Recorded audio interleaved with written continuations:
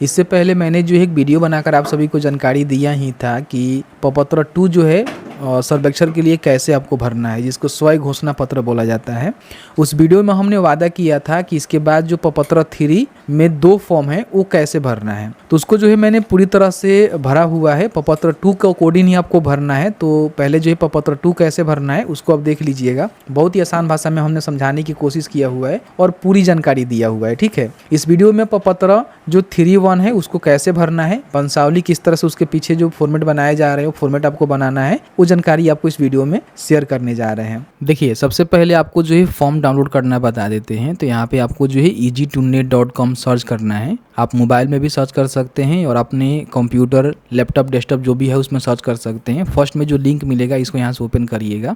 यहाँ पे आप देखेंगे तो बिहार जो है लैंड सर्वे का एक लिंक मिलेगा। आप चाहें तो यहाँ पे सर्च भी कर सकते हैं बिहार लैंड सर्वे 2024, तो आपको ये वाला जो आर्टिकल है देखने को मिल जाएगा। इसका लिंक भी हमने डिस्क्रिप्शन बॉक्स में दे दिया हुआ है, जहाँ से आप क्लिक करके आ सकते हैं। यहाँ पे आने के बाद आप नीचे आएंगे तो यहाँ पे देखेंगे जो प्रपत्र 2 है इसको भी आपको यहाँ से डाउनलोड कर लेना है, जैसे कि मैंने आपको बताया था कि इस तरह से आपको फॉर्म को भरना है, ठीक है। और यहाँ पे देखेंगे तो 3(1) जो है ना, इसको भी आप यहाँ से डाउनलोड कर लेंगे। 2 मैंने आपको यहाँ पे फॉर्म बताया हुआ है, तो मैंने जो है आपको फॉर्म कैसे डाउनलोड करना है बता दिया हुआ है। उसके माध्यम से फॉर्म को डाउनलोड कर लीजिएगा और इसको प्रिंट कर लीजिएगा, ठीक है। इसमें देखेंगे तो आपको जो है 2 फॉर्म यहाँ पे देखने को मिलेगा। एक आपका जो है प्रपत्र 3(1) है और इसके साथ देखेंगे तो ये जो है दूसरा इसका पेज है, ठीक है। दोनों को कैसे भरना है इस वीडियो में जो है पूरी जानकारी आपके साथ हम शेयर करेंगे। इससे पहले हमने जो है प्रपत्र 2 भर के बताया था, जिसको अगर आपने नहीं देखा हुआ है तो सबसे पहले इसको देख लीजिएगा, ठीक है। क्योंकि इसमें हमने जो जानकारी आपको बताया हुआ है ना, आई थिंक आपको कोई नहीं बताया होगा, जहाँ तक मैं समझता हूँ। तो 2 दिन हमने पहले ही वीडियो दे दिया था कि आपको जो है प्रपत्र 2 सही ढंग से कैसे भरना है। क्योंकि हमने जो फॉर्म भरना बताया हुआ है ना, इसी के आधार पर जो है आपको ये वाला फॉर्म भरना है, ठीक है। तो सबसे पहले आप समझ लीजिएगा कि ये कैसे भरना है, उसके बाद ही आपको समझ में आएगा कि ये वाला फॉर्म आपको कैसे भरना है, ठीक है। यहाँ पे आप सभी को पता ही होगा, ये वाला वीडियो आप देखे होंगे या फिर देखेंगे तो आपको पता होगा कि मैंने एग्जाम्पल लिया था, किसी का नाम मान लीजिए ए है, ठीक है, जिनका मृत्यु हो गया है और इनके पत्नी का भी मृत्यु यहाँ पे हो गया है। तो उस कंडीशन में क्या होता है कि इनके जो भी पुत्र होते हैं उनका जो है शेयर बन जाता है। अगर मान लीजिए इनके पत्नी का मृत्यु नहीं हुआ होगा तो फिर उनके नाम से ही खतियान क्रिएट होगा, जो इनके पुत्र हैं उनके नाम से खतियान नहीं बनेगा, ठीक है। भले इन लोग का नाम उसमें डाला जा सकता है लेकिन अलग अलग खतियान नहीं बनेगा।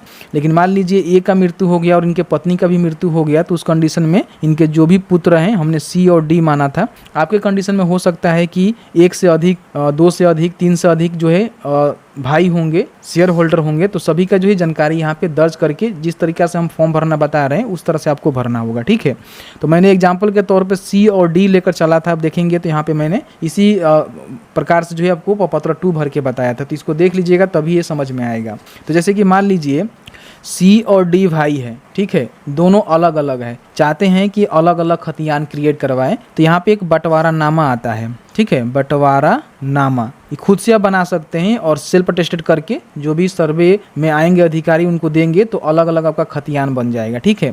तो जैसे कि मान लीजिए सी चाहता है कि मेरा जो है अलग खतियान बने और डी चाहता है कि मेरा अलग खतियान बने, तो दोनों के लिए जो है अलग अलग फॉर्म फिलअप करना होगा। मैंने इस वीडियो में आपको बताया था कि अलग अलग फॉर्म फिलअप होगा लेकिन दोनों का जानकारी जो है दर्ज होगा। जैसे कि मान लीजिए मोहन चाह रहा है, हमने सी को जो है मोहन माना था, ठीक है, तो यहाँ पे हम लिखेंगे मोहन और डी को हमने सोहन माना था, ठीक है। तो मान लीजिए मोहन चाहता है कि हमारे नाम से अलग खाता बने, सोहन चाहता है कि हमारे नाम से अलग खाता बने, तो मोहन का जानकारी तो भराएगा ही भराएगा, लेकिन साथ ही साथ हिस्सेदार की भी जानकारी यहाँ पे मांगा जा रहा है, ठीक है। तो हिस्सेदार की भी, जो इसके हिस्सेदार है, सोहन है इसका भाई है, तो उसकी भी जानकारी यहाँ पे आपको भरना होगा। भले इसके नाम से ही खाता बनेगा लेकिन इसकी भी जानकारी आपको दर्ज करनी होगी। इन बातों को ध्यान रखेंगे।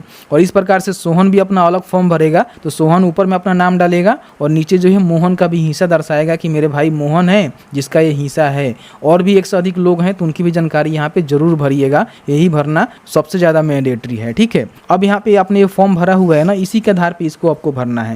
जैसे कि मान लीजिए मोहन अलग खाता क्रिएट करवा रहा है, तो यहाँ पे अपना नाम मोहन लिखेगा कि मेरा नाम मोहन है, क्योंकि स्वयं वो जमीन का मालिक है फिलहाल। हालांकि उसके दादा परदादा के नाम से या फिर उसके पापा के नाम से जमीन है, जमाबंदी है, लेकिन यहाँ पे क्या हुआ है कि वो जो है जोतावाद कर रहा है तो अपना नाम यहाँ पे लिखेगा। फिर वो पुत्र किसका है, तो ए का पुत्र है, तो ए को हमने रामलाल माना था, तो यहाँ पे हम रामलाल लिखेंगे, तो यहाँ पे लिखेंगे स्वर्गीय रामलाल। ठीक है, ये जानकारी आपको दर्ज करनी है, ध्यान रखिएगा। ठीक है, स्वर्गीय रामलाल, तो यहाँ पे रामलाल हमने लिख दिया। अब मान लीजिए मोहन अपना अलग खाता क्रिएट करवा रहा है, तो यहाँ पे सोहन की जानकारी नहीं देगा इसमें वंशावली वाला में। ठीक है, लेकिन यहाँ पे तो देगा, प्रपत्र 2 में देगा, जैसे मैंने आपको बताया था, यहाँ पे नहीं देगा। अगर साथ में दोनों खाता क्रिएट करवा रहे हैं, खतियान बनवा रहे हैं, तो यहाँ पे सोहन की भी जानकारी आपको दे देना है। अगर सोहन अलग फॉर्म भरना चाहता है, अलग खतियान बनाना चाहता है, तो सोहन फिर फॉर्म भरेगा, तो यहाँ पे अपना नाम लिखेगा, मोहन की जानकारी नहीं देगा। ठीक है, फिर यहाँ पे मान लीजिए उसके जो भी पुत्री या फिर पत्नी है उसकी जानकारी जरूर दर्ज कर देगा। मान लीजिए मोहन की जो पत्नी का नाम है यहाँ पे जरूर दर्ज कर दीजिएगा। ठीक है, उसके बाद यहाँ पे निवासी बताएंगे, तो जैसे कि मान लीजिए काहला का कोई निवासी है, ग्राम मान लीजिए उसका काहला है, तो यहाँ पे हम लिखेंगे। फिर यहाँ पे उसका थाना का नाम लिखेंगे कि उसका थाना कहाँ है, फिर उसका अंचल बताएंगे कि अंचल कहाँ है, फिर उसका जिला बताएंगे कि जिला कहाँ है। तो इस तरह से अपनी जानकारी भरना है। यहाँ पे जो है जाति पूछे जा रहे हैं। अब यहाँ पे बहुत सारे लोग जो है जाति नहीं भरेंगे, आगे चल के उनको प्रॉब्लम होगा, क्योंकि यही जाति जो है खतियान में चढ़ के आएगा। और कभी भी आप जाति प्रमाण पत्र बनवाएंगे तो उसी खतियान के माध्यम से आपका जाति इशू होता है, आप सभी को पता ही है। तो जो भी आपका जाति है, यहाँ पे जाति अपना जरूर दर्ज कर देनी है कि मैं इस जाति से आता हूँ। अब यहाँ पे देखेंगे भूमि जिसका डिटेल्स आवेदन के साथ संलग्न प्रपत्र 2 में अंकित हो, उसका जो मालिक है वो कौन है। जैसे कि मान लीजिए हमने प्रपत्र 2 यहाँ पे भरा हुआ है, तो मैंने आपको बताया कि रामलाल जो है इसके मालिक हैं, और इनका मृत्यु और इनके पत्नी का मृत्यु हो जाने के बाद इनके दोनों पुत्र क्या यहाँ पे हिस्सा बन गया। तो इसमें इनका जो जवाबंदी है, खतियान है, रामलाल के ही नाम से है। ठीक है, तो यहाँ पे लिखेंगे, देखिए स्वर्गीय दिया है रामलाल, जैसे कि मेरे कंडीशन में रामलाल के नाम से ये जवाबंदी है, खतियान है, तो मैं यही लिखूंगा। ठीक है, फिर यहाँ पे उनके जो भी पिता का नाम है यहाँ पे आपको दर्ज करना है।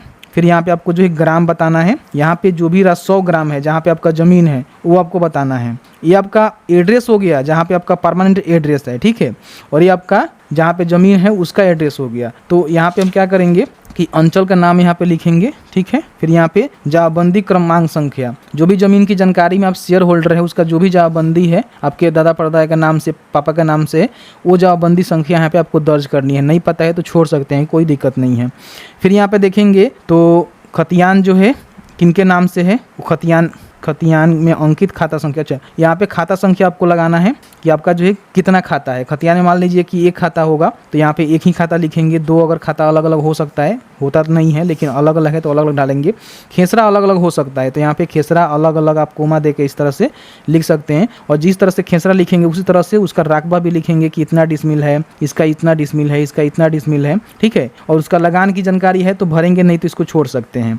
अब यहाँ पे जो भी आप ये फॉर्म भरे हुए हैं, जैसे कि मान लीजिए हम यहाँ पे मोहन के नाम से अलग खाता क्रिएट कराना चाहते हैं, तो यहाँ पे बंटवारानामा के माध्यम से ही उसका खाता अलग क्रिएट होगा। ठीक है, तो उत्तराधिकारी कार्ड को बंटवारानामा करेंगे। अगर आप यहाँ पे मोहन और सोहन साथ में अगर यहाँ पे फॉर्म भरेंगे तो यहाँ पे क्या होगा कि यहाँ पे आपको उत्तराधिकारी रहने देना है, बंटवारानामा काट देना है। ठीक है, नीचे आएंगे तो यहाँ पे देखेंगे बताया गया है कि हम लोग निम्न वंशावली वंश वृक्ष के उत्तराधिकारी के आधार पे हित अर्जित किया है। वंशावली यहाँ पे खतियान पंजी 2 के अनुसार नीचे वंश वृक्ष टेबल फॉर्म बनाएं। यानी कि यहाँ पे क्या करना है कि जो अपने वंशावली बनाया हुआ है, अभी हम वीडियो लेकर आएंगे कि आपको जो है खुद से वंशावली कैसे बनाना है। देखिए बहुत सारे लोग ऐसे हैं जो कि वंशावली बनाना नहीं जानते हैं। वंशावली स्टार्ट कहाँ से होगा और एंड कहाँ होगा ये लोगों को पता नहीं है, तो उसके लिए हम जल्द ही वीडियो लेकर आ रहे हैं। आपको बताएंगे कि आप खुद से वंशावली कैसे बनवा सकते हैं। सरपंच के पास नहीं जाना है, पंचायत सचिव के पीछे नहीं दौड़ना है, आप खुद से बना सकते हैं। उसके लिए हम वीडियो लेकर आएंगे, आपको बताएंगे। तो जो भी आप वंशावली बनाइएगा ना, उसी वंशावली का जो फॉर्मेट है ना, यहाँ पे आपको कलम से दर्ज कर देनी है। वंशावली आप लगाइएगा, जो वंशावली खुद से बनाइएगा उस पर सभी लोगों का जो है सेल्फ अटेस्टेड रहेगा, सिग्नेचर रहेगा। लेकिन उस वंशावली के फॉर्मेट जो तैयार करिएगा ना, उस फॉर्मेट को भी यहाँ पे उतार दीजिएगा पीछे, क्योंकि यहाँ पे बोला गया है कि जो भी वंशावली का टेबल है उसको बनाकर यहाँ पे आपको पीछे देना है। ठीक है, तो ये काम कर लेना है। यहाँ पे जो भी ये चीज करता है, जैसे कि मान लीजिए यहाँ पे मोहन जो है 100 फॉर्म भर रहा है, तो यहाँ पे मोहन अपना सिग्नेचर कर देगा। अगर सोहन फॉर्म भरता तो सोहन करता, दोनों मिलकर जो है खाता क्रिएट करवा रहे हैं तो दोनों यहाँ पे सिग्नेचर करेंगे। ठीक है, इस तरह से इस फॉर्म को भरना है। अब इसके साथ आपके पास ये फॉर्म आता है। अब इसको काफ़ी सारे लोग को भरना नहीं आ रहा है, उसके लिए हम बताते हैं। जो फॉर्म आपने ये वाला भरा हुआ है ना, प्रपत्र 2, जैसे कि मैंने आपको बताया था, ठीक है, इसी के आधार पे ये भी फॉर्म आपको फिलअप किया जाएगा। जैसे कि रैयत का नाम पूछ रहा है, तो मैं जो है यहाँ पे जैसे कि मैंने इस तरह से आपको बनाकर बताया था, ये हो गया सी हो गया, डी हो गया, ये मोहन है और ये सोहन है। ठीक है, तो यहाँ पे मोहन की हम जानकारी यहाँ पे भरेंगे। ठीक है, जैसे कि मोहन के नाम से हम खाता वाला क्रिएट करवा रहे हैं, तो यहाँ पे मोहन की नाम लिखेंगे, उसका पिता का नाम रामलाल हम लिखे थे तो रामलाल लिखेंगे यहाँ पे, उसका स्थायी पता हम यहाँ पे लिखेंगे, फिर उसका जो भी खाता नंबर आपने दिया था 16 नंबर, उसमें जो भी उसका खेसरा नंबर है, रकबा मैंने बताया था कि 15 डेसिमल है, और जो भी चौहद्दी है वर्तमान में वो आपको बतानी है, और जाबंदी संख्या पता है तो यहाँ पे भरिएगा, नहीं तो इसको छोड़ सकते हैं, कोई दिक्कत नहीं है।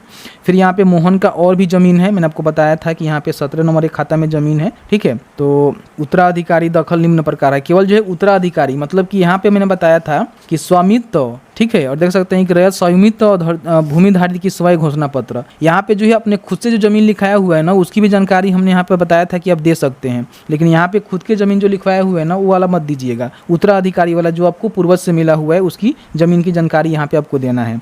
और मोहन अपने नाम से खाता क्रिएट करवा रहा है तो क्या हुआ, अंश अपना बताकर, जैसे कि मान लीजिए कि मैंने बताया था कि 2 भाई हैं तो आधा आधा हिस्सा हुआ तो 1/2 कर देंगे तो आधा आधा हो जाएगा, 3 रहेगा तो 1/3 कर दीजिएगा, 4 लोग हैं तो 1/4 कर दीजिएगा।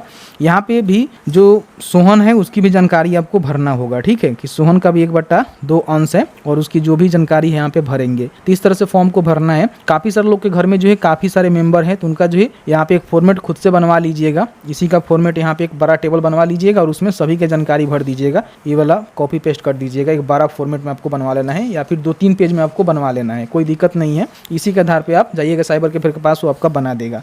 ठीक है, यहाँ पे सिग्नेचर होगा, अगर मोहन फॉर्म भर रहा है तो मोहन करेगा, सोहन अलग फॉर्म भर रहा है तो सोहन करेगा, दोनों भर रहे हैं तो दोनों यहाँ पे करेंगे, पूरा पता लिखेंगे। ठीक है, सिग्नेचर के साथ, तो इस तरह से इसको भरना है। तो दोनों फॉर्म को भरने के बाद और ये वाला जो प्रपत्र 2 है इसको भरने के बाद आपको अटैच करना है, और इसके साथ कौन कौन से डॉक्यूमेंट लगाने हैं वो बता देते हैं। देखिए, जो भी आपके मृत जमाबंदी रैयत हैं उनका मृत्यु की तिथि या फिर वर्ष बता देना है, इनका जो है मृत्यु कब हुआ है, तो वर्ष भी बता सकते हैं कि मान लीजिए 1961 में हो गया, मान सकते हैं। जमाबंदी संख्या का जो डिटेल्स है आपको देना होगा, जैसे खाता नंबर, खेसरा नंबर में आपको बताया। खतियान की नकल अगर आपके पास है तो लगा सकते हैं, नहीं है तो कोई दिक्कत नहीं है, आपके ज़मीन का जो सत्यापन है वो करके कर लिया जाएगा आपका भूमि सर्वेक्षण, कोई भी दिक्कत नहीं है। जो भी दावाकृत भूमि से संबंधित दस्तावेज की विवरण है वो आपको देना होगा कि जो भी ज़मीन पे आप दावा कर रहे हैं किसके आधार पे कर रहे हैं। ठीक है, वो आपको बतानी है। अगर उस ज़मीन पे किसी प्रकार की कोई मुकदमा वगैरह चल रहा है तो उसका जो भी सच्ची प्रति होता है वो आपको देना है। आवेदनकर्ता का हित अर्जन करने वाले मृतक का वारिस होने का संबंध प्रमाण पत्र, तो आपका वंशावली इसी को बोला जाता है। ठीक है, तो वंशावली कैसे बनाना है खुद से आप बना सकते हैं, सरपंच के पास जाने की आवश्यकता नहीं है, हम वीडियो लाएंगे बताएंगे कैसे बनवाना है। आवेदनकर्ता के आधार कार्ड और वोटर ID कार्ड यहाँ पे देना है। आवेदनकर्ता का मतलब क्या, कि जो आपके घर में शपथ ले रहा है, मान लीजिए कि यहाँ पे मोहन जो है अपना फॉर्म भर रहा है, उसके पापा के या फिर दादा परदादा का जो भी ज़मीन है, तो मोहन यहाँ पे अपना जो भी सिग्नेचर है वो करेगा, यानी कि अच्छा करता वही है और वही अपना वोटर ID कार्ड लगाएगा। ठीक है, तो इस तरह से आपको फॉर्म को भरना है। तो मेरा रिक्वेस्ट रहेगा कि इस फॉर्म को भरने से पहले ये वाला फॉर्म कैसे भरना है उसको आप जरूर चेकआउट कर लीजिएगा, जो कि मैंने पहले ही आपको जानकारी दर्ज कराकर वीडियो बनाकर बता दिया था। तो जैसे कि आपने देखा कि मैंने जो है पूरी जानकारी आपके साथ शेयर किया कि किस तरह से जो प्रपत्र 3-1 है उसको भरना है और किस तरह से उसके पीछे जो वंशावली का जो वंशज होने का फॉर्मेट है वो आपको बनानी है। ठीक है, अब यहाँ पे इसके बाद हम वीडियो लेकर आ रहे हैं जिसमें बताएंगे कि आपको जो है वंशावली कैसे बनवाना है। वंशावली जो है सरपंच के माध्यम से ही बनाना जरूरी नहीं है, आप खुद से भी बना सकते हैं, उसका भी हमने वीडियो ऑलमोस्ट यहाँ पे बना लिया हुआ है। इसके बाद जो है वीडियो यहाँ पे पब्लिश हो जाएगा। वीडियो थोड़ा सा अच्छा लगा है तो वीडियो को लाइक करिएगा, और भूमि सर्वेक्षण से जुड़ी कोई भी आपको जानकारी चाहिए तो उसका हमने प्ले लिस्ट बना दिया हुआ है, जिसका लिंक आपको आई बटन में या फिर डिस्क्रिप्शन बॉक्स में दिया गया है, वहाँ पे जाकर चेकआउट कर सकते हैं।